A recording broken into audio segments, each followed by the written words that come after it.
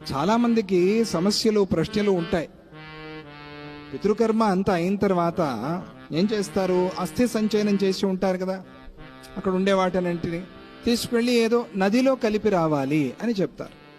ఆ ఎముకల్ని తీసుకెళ్ళి నదిలో కలిపి రావాలి, లేదా కాశీలో గంగలో కలిపి రావాలి. ఇవన్నీ కూడా మనం వింటూ ఉంటాం. ఎందుకు అట్లా కలపాలి? ప్రశ్న ఏమిటి వస్తుంది దానివల్ల? ఏమవుతుంది? ఇక్కడే చెప్పాంగా మంత్రాలన్నీ కూడా, మళ్ళీ అలా తీసుకెళ్ళి గంగలో వేయటాలు ఇవన్నీ ఎందుకు అవసరమా అని చాలామందికి ఒక ప్రశ్న. దానికి కృష్ణ పరమాత్మ సమాధానం చెప్తున్నాడు. మంచి ప్రశ్న వేశావు, బాగుంది.